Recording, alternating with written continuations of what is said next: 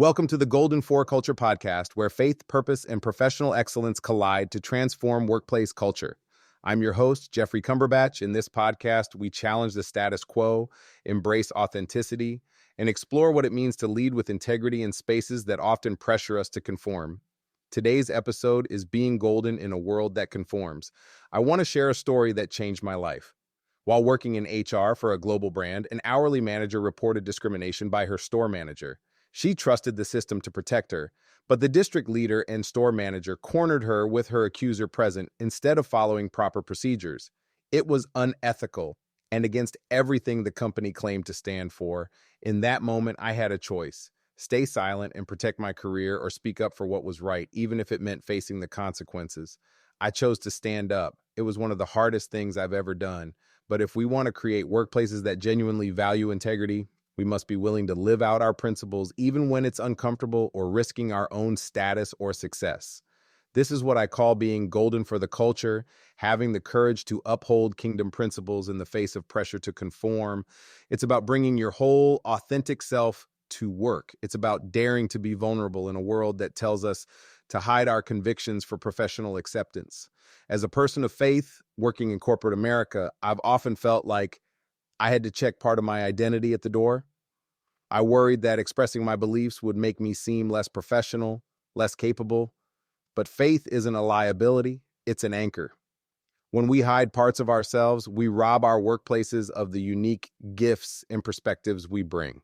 We limit our potential for growth and impact.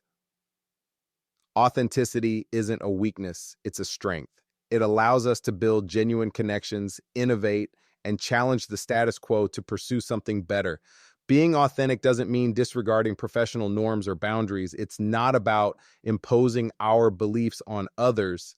Instead, it's about having the integrity to align our actions with our values, even when uncomfortable.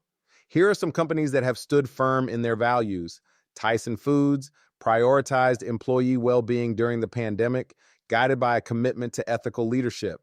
Chick-fil-A, known for service and community focus, they stay true to founding principles. Hobby Lobby, founder David Green defended his religious convictions nationally. These examples remind us that faith and work don't have to be separate. In fact, bringing them together can be a powerful force for positive change, not just in our lives, but in our communities and the world. But it starts with us. We need to have the vulnerability to show up as our whole selves, with the boldness to stand for kingdom principles even when the kingdom of this world pushes back, with the resilience to keep pursuing integrity even when we falter. It's not a one-time choice, but a daily practice. 1,000 small acts of courage add up to a life of purpose. So as I close, I want to leave you with a challenge. Reflection. Am I bringing my whole self to my work? Action. Am I living out my values or just professing them? Opportunities.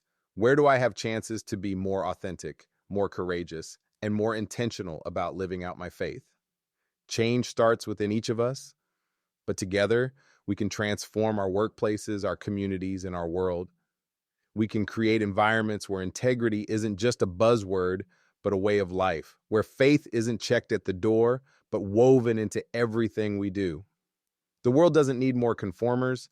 It requires more transformers, more people willing to be golden in a world that settles for silver. More leaders are courageous enough to value people over profits and principles over popularity, not just on Sunday, but every day, not just on Saturday, but in everything we do, because faith isn't a part-time commitment, it's a way of life. Thank you, and God bless.